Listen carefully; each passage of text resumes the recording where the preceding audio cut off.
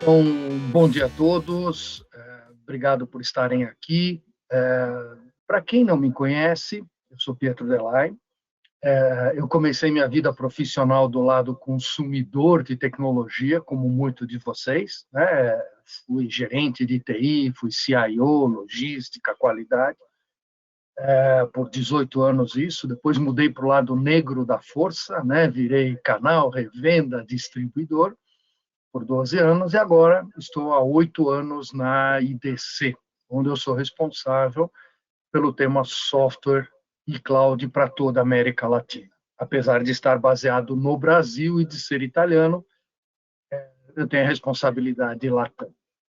Então, falando um pouco sobre a transformação digital e o que acelerou um montão essa transformação digital. O que a gente viu? A gente viu aí um vírus muito mais potente que os que fazem os cyber attacks que a gente vê, né? E que mexeu com o ambiente econômico de toda a região. E nesse momento começou a se dar atenção ao negócio, né? Um momento econômico pesado, que é consequência dessa crise, né, do vírus, e todo mundo começou a se focar na continuidade do negócio. Essa foi a primeira preocupação. Conforme a crise foi gerando a desaceleração econômica, a gente viu aí uma preocupação com a otimização dos custos. E finalmente chegou o momento de recessão, né, que chegou no seu pico no quarto trimestre do ano passado, né, onde o foco das organizações passou a ser uma palavra que a gente não ouvia há muito tempo, que era o termo resiliência. O momento que a gente vive agora, e a gente vem vivendo ao longo de 2021, é um retorno ao crescimento, onde a maior parte das organizações buscam determinar quais são os investimentos estratégicos que devem ser feitos dentro das organizações, né? Investimentos bem direcionados, porque olhando para isso, né, olhando ali para trás do desenho, o que a gente vê é uma dificuldade de caixa. Tá? Vou até tirar a minha câmera para vocês poderem ver a tela toda. Tá? E o que a gente vai ter nos próximos passos? O que é? A gente vai ter essa realidade, alguns ainda chamam de nova realidade, de novo não tem nada, já é a realidade que a gente vive, onde a gente tem que se preparar para ser essa organização do futuro e retornar aos crescimentos que, para muitas organizações que já se digitalizaram, são crescimentos exponenciais. O que a gente vê? A gente vê aí, então, um retorno ao crescimento do PIB. Tá? A situação de América Latina foi uma redução de 7,7% no PIB, e a gente espera em 2001 um crescimento, né, quer dizer, 2020 uma regressão do PIB, e a gente espera em 2021 um crescimento da casa de 6,7%. Naturalmente, isso tem impacto, e a América Latina como um todo, o Brasil não é exceção dentro disso, vai ver algumas coisas. Né? A informalidade dentro da região vai se tornar algo mais rude, né? Quem ainda tem um baixo nível de digitalização vai sofrer ou está sofrendo o maior impacto na pandemia, né? E a questão de commodities que agrava naturalmente a situação econômica que a gente tem dentro da região como grande provedor de commodities, como é o caso do Brasil. Porém, quando a gente olha no termo tecnologia, a gente vê né, a crise é sempre um catalisador do uso de tecnologia.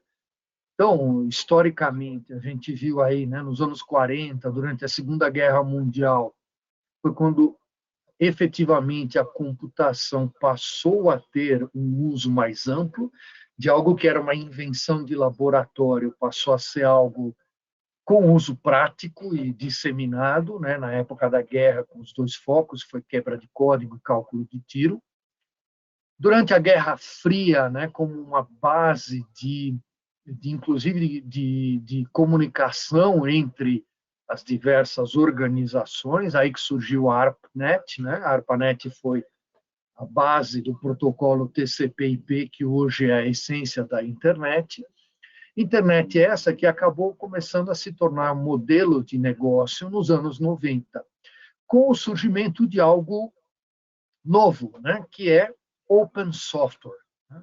Como uma alternativa viável para as organizações. É só um exemplo, né? Mas é fato. O software aberto se torna um elemento também alavancador, né? 2008, o planeta teve um colapso financeiro, né? Particularmente o Brasil teve seu momento de ouro, né? A gente foi até a capa ali da The Economist, todo mundo lembra. Não durou muito, né? Não cabe aqui discutir as razões, né? Mas a gente viu, de novo, a tecnologia viabilizando, seja a nível global, regional ou para as organizações, TI sendo um elemento para contornar ou combater as pressões econômicas.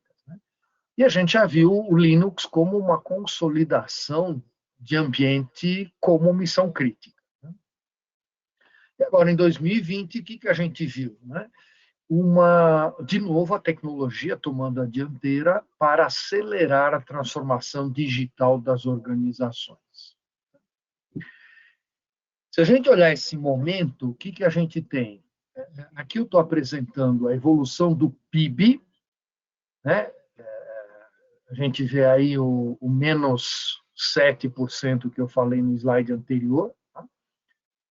Na linha roxa do PIB, e a gente vê o crescimento de tecnologia dentro do ambiente empresarial de uma forma forte. Então, se a gente olhar isso mais para trás e olhar o histórico, o que a gente vê? Nos momentos mais difíceis da economia, tecnologia, e aí eu incluo TI e telecom, são os grandes alavancadores, são as coisas que passam por um pico, né? O uso da tecnologia para tentar superar uma crise, uma dificuldade econômica, é algo já histórico. Tá? Depois, você volta ao patamar normal, né? Ou seja, não é que a gente diminui o investimento, né? Se vocês forem ver o que está no eixo vertical, são os índices de crescimento, ou seja, projetamos índices de crescimento positivos para a tecnologia corporativa, né? Ou seja, estamos tirando aí toda a parte de endpoint devices, tipo smartphone, PC, notebook, essas coisas, estamos falando puramente o que é o core da empresa. Lógico, a empresa também usa, né? Nesse momento eu estou usando um notebook para fazer a apresentação para vocês e a da empresa, mas a gente tirou para mostrar bem claramente o que é o ambiente corporativo, a tecnologia corporativa. Então, a gente vê isso mantendo um ritmo de crescimento, naturalmente, não tão forte quanto o crescimento do PIB, porque as empresas precisam recuperar o buraco que foi criado ali, né? Que vocês veem claramente em 2020. Tá? Mas isso regressa. Então, normalmente você vê esse distanciamento e a gente vai ver a reaproximação com o TI crescendo de novo próximo ao PIB. Tá? Isso que a gente vê. Okay? Então, se você aí não está vendo um budget, né, tão expressivo, pode dizer, ó, a IDC falou que o mercado tem, pode pedir para o chefe. Legal. Então, o que a gente viu, né, com essas as mudanças, né, essa nova realidade que a gente está vivendo? Um aumento da vida digital, né, o trabalho deixa de ser um lugar, né, que é o escritório lá na empresa, e passa a ser uma atividade. Né? Então, estou trabalhando. Onde? Tanto faz. Quando? Também tanto faz. Né? E isso vai mudar a economia de uma forma geral. Então, as pesquisas que a gente tem feito, aliás, eu aproveito aqui para agradecer a todos vocês que respondem às pesquisas que a IDC faz, que são fundamentais para a gente entender e projetar esse mercado. E o que a gente projeta é que 41% das empresas na América Latina já esperam um quarto das suas receitas sendo digitais já para o ano que vem. Okay? Então, é algo forte, é uma mudança intensa provocada por toda essa situação que a gente vive. Da mesma forma, 68% das organizações, esse é o número América Latina e é o número de Brasil, tá? 68% das organizações nos respondem que implementarão e vão manter modelos de trabalho remoto em parcialmente ou em sua totalidade. Tá? O que eu quero dizer é que aquelas situações onde você dependia de uma aprovação de um chefe para poder trabalhar remoto, hoje, para muitas das organizações, né, 68% é um número grande, isso já faz parte do modelo, ou seja, as áreas de RH já absorveram, incorporaram isso em muitas organizações. É algo normal. A pergunta aí é, bom, ok, estamos terminando a pandemia. Disso, o que fica e o que muda? E eu quero que vocês notem, tá? Esse estudo, né, do Social Psychology, que fala que em 66 dias, em média, é o que leva para que um novo hábito se torne uma reação automática, ou seja, algo que mudou tenda a virar permanente. Tá? 66. A gente está chegando próximo a 10 vezes isso. Né? A gente já passou dos 500 e tantos dias, né, numa condição remota. E essas mudanças acabam de ser permanentes. Então, por exemplo, olhando a China, que foi a primeira geografia que saiu dessa situação de pandemia, né? Não cabe a gente discutir as razões disso, mas o hábito de comer fora já tem uma redução de 30% em relação ao tempo de pré-pandemia, ou seja, é um hábito novo, é uma mudança permanente, que impacta 30% do mercado. Né? Esse medo de ir para lugares fechados também é um hábito. 70% prefere ver uma estreia em casa. 74% querem ter reservas flexíveis, ou seja, estão buscando provedores com isso.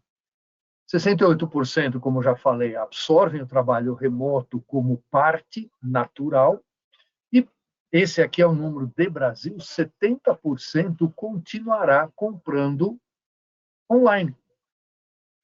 Então, a gente está vendo isso tudo e temos que entender o reflexo que isso tem para os negócios.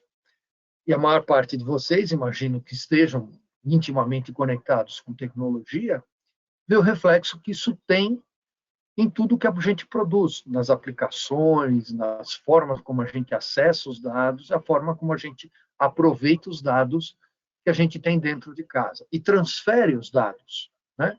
Com todas as preocupações que a gente tem aí de segurança que eu devo explorar mais à frente. Um ponto que a gente vê na evolução, isso é o resultado de todas as pesquisas que a gente faz, agradeço de novo, né, a participação de vocês nas pesquisas. A grande mudança, o que é? A redução de custos, ela continua existindo. Né? É uma preocupação, não é só das empresas, é da gente, como pessoa física. Eu estou preocupado, né? Quando aparece uma conta nova, eu vou ver, bom, ok, como é que eu reduzo isso? Né? Mas, além disso, que é natural e óbvio, o que a gente vê é uma preocupação mais intensa com o tema cliente, experiência de cliente. Né? Então, gerar confiança, confiança nos pontos de vista segurança e relacionamento, né? Com um aumento forte na importância para as organizações. Né? Então, quando a gente fala desse novo normal, o que a gente vê? Né? A questão de resiliência, né? O trabalho remoto, a resiliência na cadeia de abastecimento, manifestado por 62% das organizações na América Latina. O tema digitalizar a operação, também como importante para 60%, né, dessas organizações. e estender o modelo organizacional para todo o ecossistema. O que significa isso? Isso está em parte ligado à cadeia de abastecimento. Para quem não acompanhou, nos Estados Unidos se criou um movimento chamado China Plus One, né? Porque todo mundo que tinha uma dependência de um fornecimento exclusivo da China, com essa pandemia passou a não ter matéria-prima ou partes para a produção, né? E isso se reflete até hoje. Nós temos aí um buraco no setor de semicondutores que está fazendo com que a indústria automobilística no Brasil entregue modelos chamados cripples, né, com coisas faltando, sem um multimídia, por exemplo, né, num modelo high-end. Ainda a consequência dessa cadeia de abastecimentos. Então, a ideia é estender o processo de cadeia de suprimento não só para os fornecedores, para você ter uma visão melhor de onde estão os buracos de fornecimento e poder replanejar a tua produção, os teus batches, os teus part numbers, os teus produtos que você vai fazer, como entender o que está disponível também em toda a rede de distribuição, seja no teu distribuidor, ou seja, inclusive nas tuas revendas, concessionárias, etc. Então, essa extensão do modelo operacional é um desafio. Tá? E isso faz com que a gente ouça, né, de 42% das empresas que vão investir em tecnologia para tentar diminuir a lacuna que essas organizações têm em relação à transformação digital. Né? Voltando àquele gráfico que eu mostrei no começo, aquela curva de subida, onde as organizações estão se preparando para fazer essa retomada, quem largou na frente está colhendo melhores benefícios da transformação digital. Né? Então, quem está atrasado está tendo que correr. Né? Essa é a realidade do mercado. Então, como eu já havia mencionado para vocês, o que a gente vê aqui, o que é? Eu estou comparando o que a IDC chama de segunda plataforma, né, que é o tradicional, onde você tem gente comprando máquina, né, comprando server, comprando storage, comprando ali toda a sua parte de roteamento, conectividade, comprando licença, né, e pagando por manutenção de software. É algo que está flat, não cresce. Esse é um mercado que não cresce. O que a gente vê de crescimento são os elementos do que a IDC chama já há bastante tempo de terceira plataforma, né? que é apoiada aí em cloud, mobilidade, social business, né? E informações, né? Que é o que a gente vê aqui, que inclui inteligência artificial, que inclui analytics, que inclui internet das coisas, né? E toda isso que a gente chama de terceira plataforma, que é o que cresce. O tradicional segue flat, com uma tendência até de crescimento, de redução no longo prazo. O que a gente vê, então, são a maior parte das organizações com preocupação na experiência do cliente. Esse é o foco. Tá? E isso está se estendendo. Quando a gente fala em experiência, o CX ele é a experiência do cliente. No setor de governo, por exemplo, é a experiência do cidadão, a experiência do contribuinte. No setor de saúde, é a experiência do paciente. No setor de educação, a experiência do aluno. E dentro, olhando para dentro das próprias organizações, é a experiência de sua equipe de colaboradores. Né? Então, quando eu falei no slide anterior, estender para todo o ecossistema, isso vai desde os fornecedores até os clientes, inclusive os clientes internos. Né? Então, o que a gente vê? Por exemplo, na área de vendas, a parte de recommendation, que é aquilo onde você recebe uma indicação, uma sugestão, em função do que você está procurando, vendo, até mesmo falando, né? Quando você tem o uso de assistentes pessoais, como a Siri, o Google, uma Alexa, etc., você vê isso como parte de um mecanismo de recomendação, né, que te dá sugestões de um livro para ler, de um filme para assistir, de um produto para comprar. O uso de inteligência artificial nisso tem já, em 2021, um crescimento na casa de 22,3%, e o uso de IoT com um crescimento de 25,8% no setor de varejo. Okay?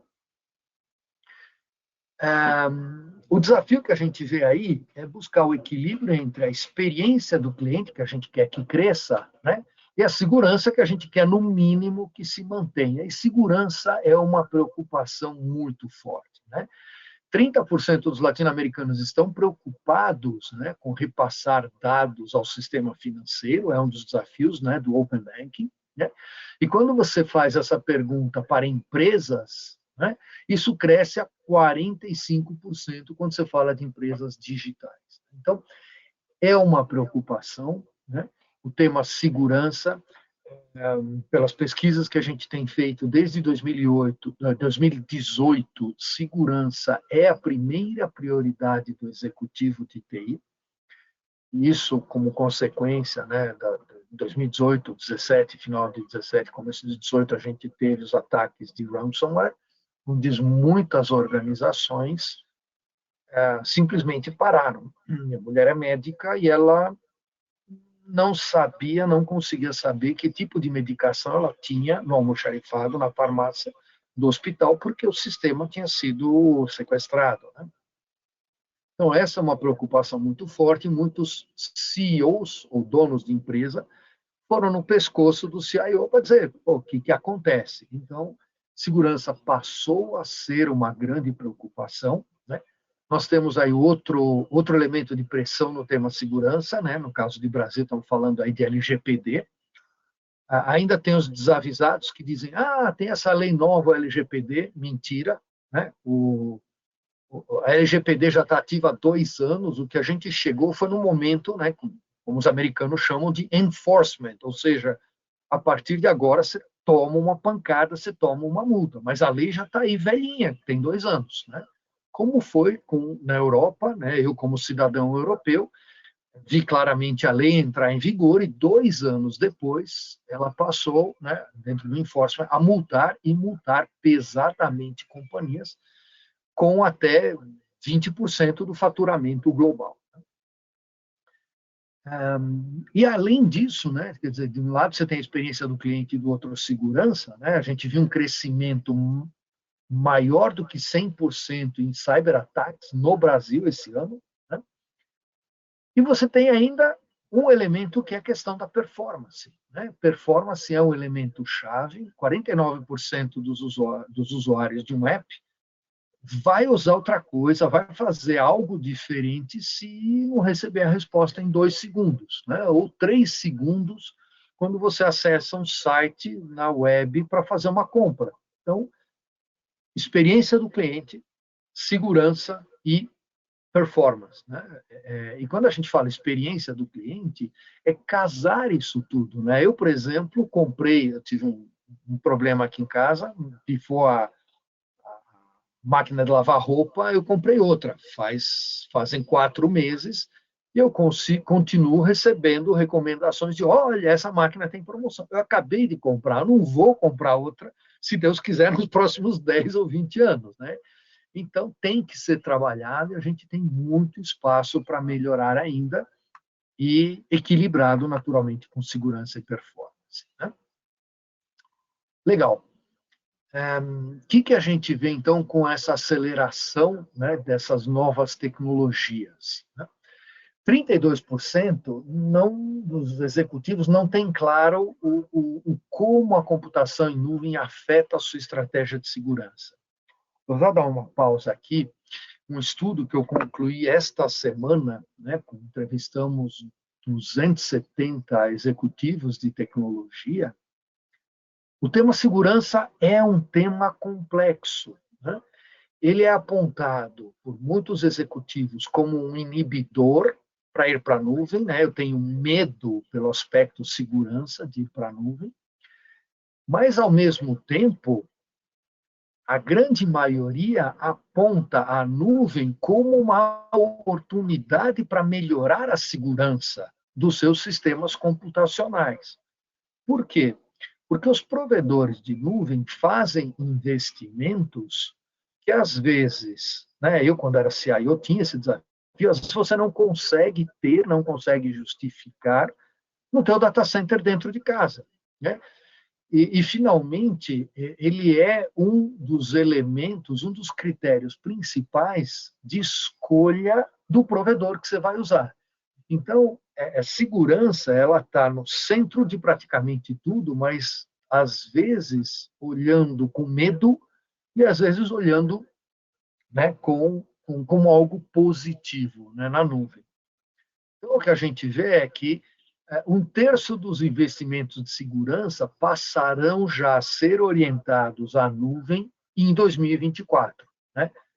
Porque já se enxerga a nuvem como um elemento irreversível na plataforma. Né? Tudo vai para a nuvem? Não, não é isso. Né?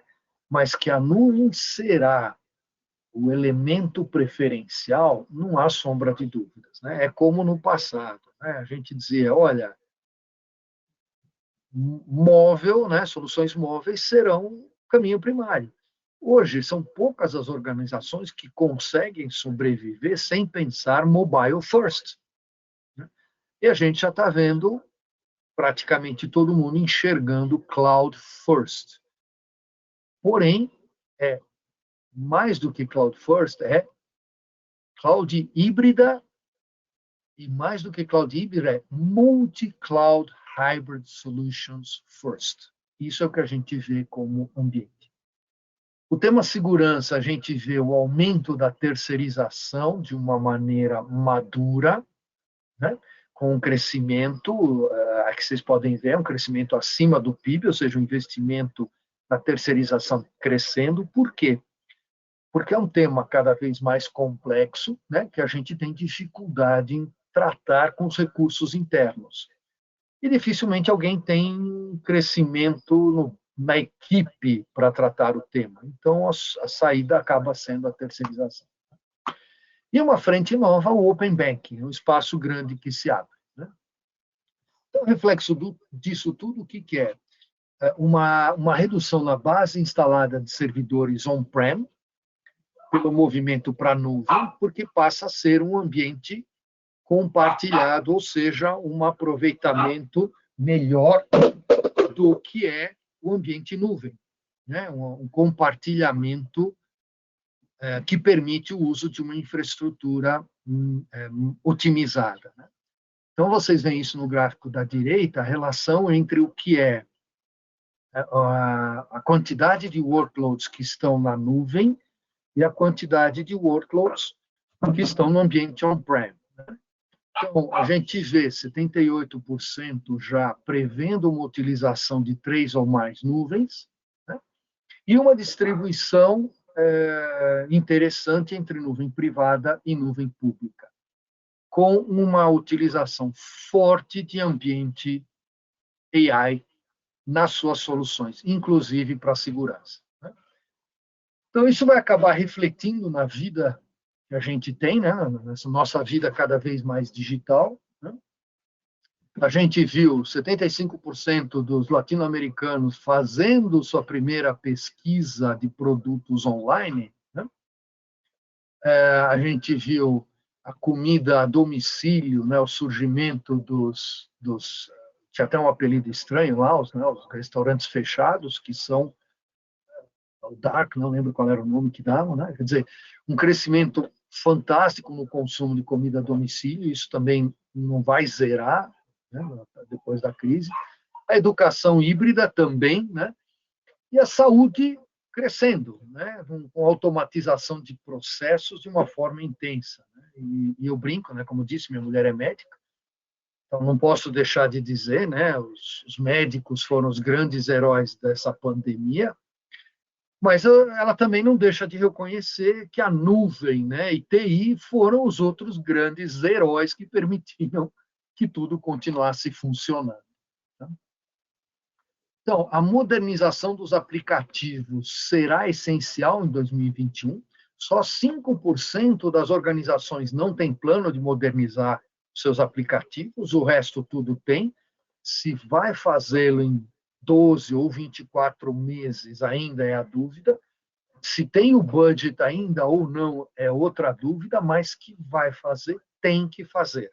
Porque estamos num mundo novo que trabalha a informação de uma forma diferente, cuja transformação digital exige cada vez mais o uso melhor das informações, né? Seja para melhorar, né, a flexibilidade, a agilidade da organização, melhorar a produtividade ou melhorar o fluxo de caixa. A gente vai ver novas ferramentas crescendo em utilização, né? Low code triplicando a quantidade de desenvolvedores até 2024, containers, né, sendo parte de 45% dos aplicativos. Eu lembro que a gente tem aí IaaS, PaaS e SaaS dentro da nuvem, IaaS infraestrutura, é como um hotel, é muito fácil você cruzar a rua e ir para outro hotel se alguém te oferece uma promoção para IaaS, né? PaaS um pouco mais difícil, porque você já se instalou, e SaaS, na realidade, aplicações como um ERP, um CRM, que hoje não te diferenciam da concorrência, né? O que vai te diferenciar da concorrência é o que você desenvolve de solução para os teus clientes. É aí que você se diferencia. Então, o uso de container será a chave, né? E a gente vai ver isso, né, em ambientes cross, né, um nuvem, um prem, e aplicados em cima de metodologias ágeis, como a gente vê muitas organizações já praticando. Então, para concluir aqui, eu espero que vocês tenham colocado bastante perguntas, né, até o próximo passo. O que a gente vai ver aí? 2021 é um ano da recuperação, mas não pensem que nós vamos voltar àquela normalidade antiga, na que a gente estava acostumado. A pandemia acelerou, né, uma máquina do tempo, acelerou muitas tendências, e dentro de TI, o tema nuvem, cybersecurity, DevOps, agilidade, híbridos, né? A inovação ágil, quem sai na frente, é uma corrida, né? Nós continuamos, a vida continua sendo uma corrida. E a vida dos negócios é assim, quem larga na frente vai chegar na frente, né? A briga por posições durante a corrida é uma briga complicada. Então, a gente vai ver a agilidade sendo a palavra-chave em negócios e, naturalmente, TI. A TI que demora para entregar vai ser atropelada. E um ponto-chave, né? TI cada vez mais é o negócio. Tá? São poucos os negócios onde a gente pode dizer que TI não é o que movimenta, não é o que integra a companhia, né? Então, com isso, eu vou habilitar de novo a câmera, tá? E vou chamar de volta o Rafael para que nos ajude aí a ter a nossa sessão de perguntas e respostas. Ele vai atuar aí, vai nos ajudar como moderador. Vou até tirar a minha tela para ficar mais fácil da gente conversar. Rafael, obrigado. Perfeito, Pedro. Primeiro, parabéns aí pela apresentação. Bastante gente elogiando aqui o conteúdo, a apresentação. Um monte de gente, inclusive, pedindo também, depois da gravação, um vídeo para compartilhar com mais pessoas. Então, parabéns pelo conteúdo, acho que ficou bem legal. Primeira pergunta, Pedro, que eu vou fazer aqui, que está chegando, do pessoal que enviou pelo chat, tá? E até aproveitando, teve gente levantando a mão também para fazer perguntas. Pessoal, fiquem à vontade aqui para enviar pelo chat aqui as perguntas, tá? Então, vou ler uma primeira pergunta aqui. Quais são os maiores riscos em termos de segurança ao migrar para um ambiente cloud? Legal, muito boa pergunta. A primeira pergunta é um plano de migração, tá? Muita gente chama lift and shift de estratégia de migração. Não é, não é. Você tem alguns benefícios imediatos, né? O fato de poder pagar pelo uso sempre é algo que todo mundo adora, mas você tem integração com os teus sistemas, né? Não tem nenhum sistema hoje que seja standalone. Tem interfaces, você tem transferências online, você tem transferências por arquivos, e é aí que está o perigo, né? Toda vez que algo sai de um ambiente e vai para outro, você está expondo informação, né? Eu acho que esses são os pontos de risco. O ambiente de nuvem em si é um ambiente seguro, né? Os provedores tomam todos os cuidados possíveis. Se você, quando desenvolveu a tua aplicação, também tomou esses cuidados, o teu ambiente, em per se, é seguro, né? A hora que vai para algum outro lugar a informação é o grande ponto de risco, né? E aí você cai naqueles conceitos de zero trust, ou seja, qualquer um que está se conectando é suspeito, inclusive dentro de casa, né? Então, o desafio não está na nuvem em si, embora, de novo, tem que ter cuidado, tem gente que leva para a nuvem e para movimentar a carga precisa tirar alguma proteção do ambiente e esquece de regressar, né? Mas eu diria os maiores desafios que passam desapercebidos e permitem que algo entre e fique latente, escondido lá dentro, são todas as interfaces que você tem com o teu mundo externo. Então, esse é um ponto que eu recomendo uma atenção especial para quem tem aquela pressa de ir para a nuvem no lift and shift. Legal, perfeito. Uma outra pergunta que chegou aqui: é correto dizer que a TI está deixando de ser uma atividade de apoio e passando a ter um papel cada vez mais estratégico para o sucesso do negócio? Sem dúvida, né? Aí tinha aquela propaganda do biscoito, o biscoito está sempre fresquinho porque vende mais ou vende mais porque está sempre fresquinho, né? O ovo ou a galinha. TI sempre esteve ligada ao negócio, né? A TI lá antiga e apesar de eu tingir o cabelo porque a mulherada gosta, eu me lembro de algumas coisas do passado, né? A TI começou no negócio, a gente começou automatizando o negócio, aquelas coisas que eram impossíveis de fazer manualmente, contas a pagar, contas a receber, controle de estoque, e a gente foi evoluindo. Nós de TI inventamos a transformação digital, nós viabilizamos a transformação digital na década de 60. A única coisa é que agora ela escapou do controle, né? Ela está brava demais. E agora o negócio está cobrando a gente, né? Então a gente precisa estar preparado. A gente pediu por muito tempo por isso, né? Eu fui um dos CIOs assim, eu tinha IT e OT, eu tinha os dois na mão. E eu sempre pedi para estar nesse momento, para ter a possibilidade de pagar a infraestrutura só quando eu fosse usar. Então, a gente está chegando no mundo que a gente, executivos de TI, profissionais de TI, no mundo que a gente sempre pediu. O único problema é que agora o negócio está pedindo muita coisa e é difícil estar preparado.